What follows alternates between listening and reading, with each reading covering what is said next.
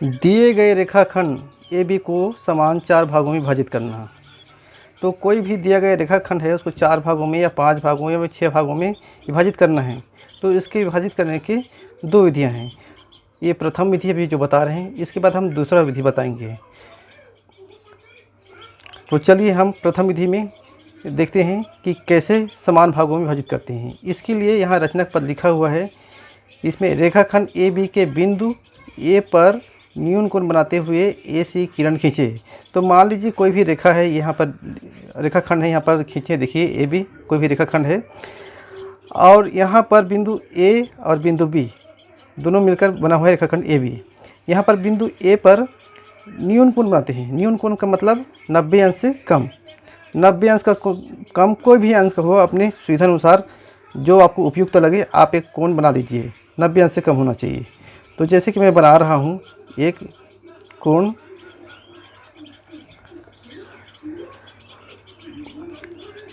और इसको बनाते हुए ये किरण हो गया ए सी। ये किरण है, यहाँ पर ले लेंगे सी।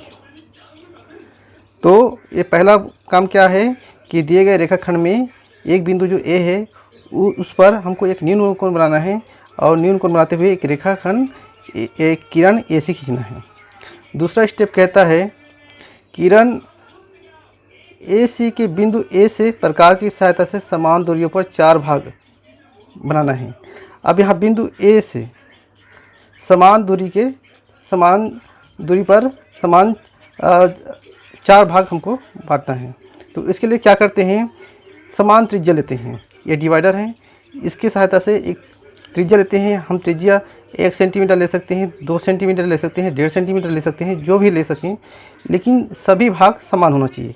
जैसे कि मान लीजिए हम ले लेते हैं यहाँ पर 1.5 सेंटीमीटर। ये देख लीजिए 1.5 सेंटीमीटर लिया हूँ। तो यहाँ से बिंदु ए है, इसको केंद्र मानना है और यहाँ से एक चाप काट देते हैं इसी पर, ठीक है। फिर यहाँ पर जो कटान बिंदु हुआ, ये जो कटान बिंदु हुआ यहाँ पर रखेंगे ऐसा और फिर एक चाप काटते हैं। समान रहना चाहिए, इसकी दूरी को कम ज़्यादा कुछ नहीं करना है। जो पहला वाला जो रख दिए हैं वही ये भी रहेगा। फिर यहाँ पर केंद्र रखेंगे, यहाँ पर ये देख रहे हैं, और यहाँ पर फिर से एक चाप काटेंगे समान दूरी पर। ऐसे कितना हो गया, 1 2 3 4, हमको 4 भाग करना है ये समान दूरी पर। यहाँ पर जो प्राप्त हुआ ये कटान बिंदु है। इसका नाम देते हैं, मान लो C1 C2 C3 C4, ऐसे इन कटान बिंदु का नाम रख लिए। इसके बाद यहाँ पर देख लिखा हुआ है 4 भाग AC1 C1 C2 या AC1 C1 C2 C2 C3 और C3 C4, ये 4 भाग हमने यहाँ पर किरण AC पर काटे हैं, चाप काटे हैं। अब तीसरा है C4 को B से मिलाइए। कई विद्यार्थी यहीं पर गलती करते हैं, यहाँ से मिलाना शुरू कर देते हैं। जो सबसे अंतिम वाला रहता है बिंदु उसी को B से मिलाते हैं। तो C4 को B से मिलाते हैं। चलिए इसके की सहायता से ये हमने C4 को B से मिला दिया, ठीक है। सबसे पहला काम है जो अंतिम वाला रहता है, यहाँ पर C4 अंतिम में है। मान लो C5 अंतिम है तो C5 को मिलाना है, C6 अंतिम है तो C6 को B से मिलाना है। जो अंतिम वाला रहता है उसको पहले मिलाते हैं। उसके बाद कहता है C4 को B के समांतर रेखाएं क्रमशः C3 C2 C1 से खींचिए। अब C3 से इसके समांतर जो C4 और B है इसी के समांतर C3 से रेखा खींचेंगे। तो देखिए कैसे खींचते हैं। C3 से समांतर होना चाहिए, ऐसा नहीं, ऐसा तिरछा नहीं होना चाहिए। जो C4 और B है उसके समांतर होना चाहिए। तो यहाँ पर मैं बना देता हूँ इस प्रकार से, देख लीजिए समांतर होना चाहिए और इस प्रकार से मिला देते हैं। इसी प्रकार C2 से फिर रेखा खींचेंगे आगे जो इसके समांतर होना चाहिए। ये हमने खींच दिया। और उसी प्रकार C1 से भी हम रेखा खींचेंगे क्योंकि जो पहले वाला खींचे उनके समांतर हो जाए।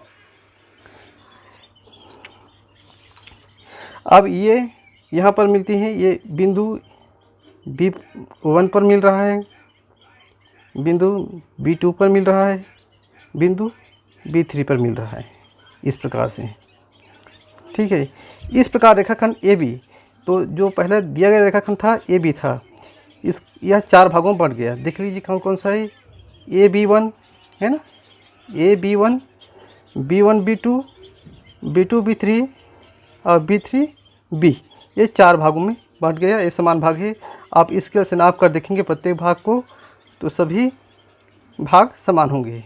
इस प्रकार से कोई भी दिया गया रेखाखंड को समान भागों में बांटने का ये प्रथम विधि है। अभ्यास करके विधि देखेंगे, द्वितीय विधि। पहला विधि हम देख चुके हैं, द्वितीय विधि में देखिए। इसके लिए हमको चांदा की ज़रूरत और पड़ जाती है। स्केल और अवशेष डिवाइडर तो ज़रूरत पहले वाले में थी, लेकिन यहाँ पर चांदा की ज़रूरत और पड़ जाती है। आइए देखते हैं इसमें कैसे करते हैं। मान लो दिया गया रेखा कोई भी रेखाखंड कोई भी ए बी है, यहाँ पर बना देता हूँ मैं।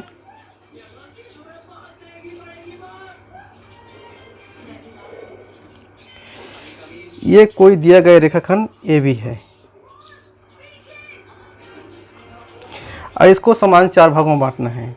तो सबसे पहला काम है, यहाँ पर लिखा हुआ है रेखाखंड ए बी खींचकर उसके दोनों सिरों पर विपरीत दिशा में समान माप का न्यूनकोण बनाइए। दोनों सिरों पर, एक सिरा ए है, एक दूसरा सिरा बी है, विपरीत दिशा में, एक वाला ऊपर रहेगा तो दूसरा वाला नीचे रहेगा। तो समान माप होना चाहिए न्यूनकोण, 90 अंश से कम। आप 30 अंश ले सकते हैं, 40 अंश ले सकते हैं, 50 अंश ले सकते हैं, तो 90 अंश से कम होना चाहिए। तो जैसे कि हम यहाँ पर ले लेते हैं 50 अंश, यहाँ पर 50 अंश ले लिए और यहाँ से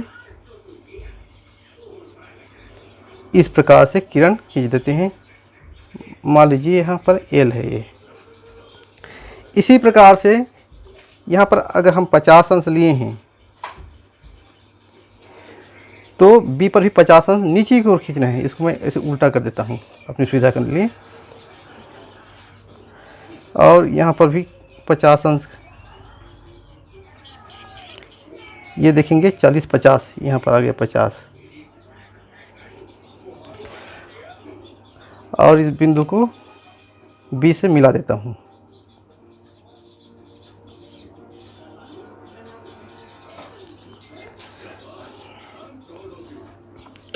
सॉरी, 50 अंश का है। इस प्रकार से जो दिया गया रेखा है ए बी, उसके दोनों सिरों पर न्यूनकोण बनाते हैं। यहाँ पर 50 अंश ले लेते हैं। अगर इसको 30 अंश लिए तो इसको भी 30 अंश लेना है, इसको 60 अंश लिए तो इसको भी 60 अंश लेना है, पर 90 अंश से कम होना चाहिए, न्यूनकोण होना चाहिए। दोनों पर, दोनों सिरों पर बनाते हैं। इस किरण को यहाँ पर ले लेते हैं हम बिंदु एम। अब इसके बाद क्या करते हैं, पुनः जो पहले वाले हम किए थे, यहाँ पर देखिए अंतिम प्रकार की सहायता से, ये दूसरा वाला देखिए, प्रकार की सहायता से दोनों किरणों ए एल और बी एम पर समान त्रिज्या की 4 चाप काटिए। तो समान त्रिज्या की, समान मतलब इसकी त्रिज्या जो है एक बार ले लिए तो उसको कम ज़्यादा नहीं करना है, समान होना चाहिए। जैसे कि यहाँ पर हमने 1.5 सेंटीमीटर लिए हैं यहाँ पर, तो सभी जगह इतना ही रहना चाहिए, 1.5 ही होना चाहिए, कम ज़्यादा नहीं होना चाहिए। तो चलिए यहाँ पर चाप काटते हैं, 1 2 3 और ये 4 चाप हो गया। इसी प्रकार से बी से भी हमें 4 चाप काटना पड़ेगा। यहाँ से 1 2 3 4 चाप हो गया। अब ये जो कटान बिंदु प्राप्त हुआ है, जहाँ पर हमने चाप काटे हैं, तो कटान बिंदु प्राप्त हुआ है।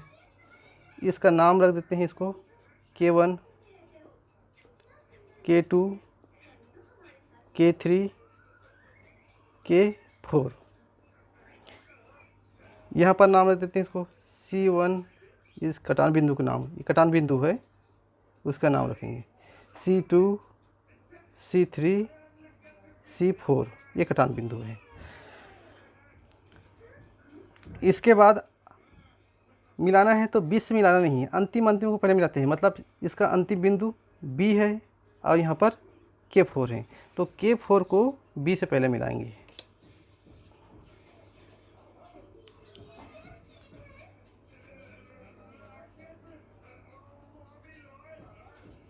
ये लीजिए, इसी प्रकार से इसका अंतिम बिंदु यहाँ पर C4 है, C4 को A से मिलाइए।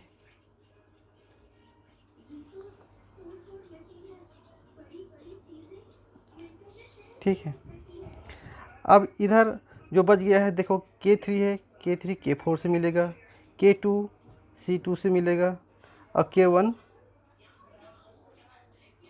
C1 C3 से मिलेगा। इस प्रकार मिलाते जाते हैं।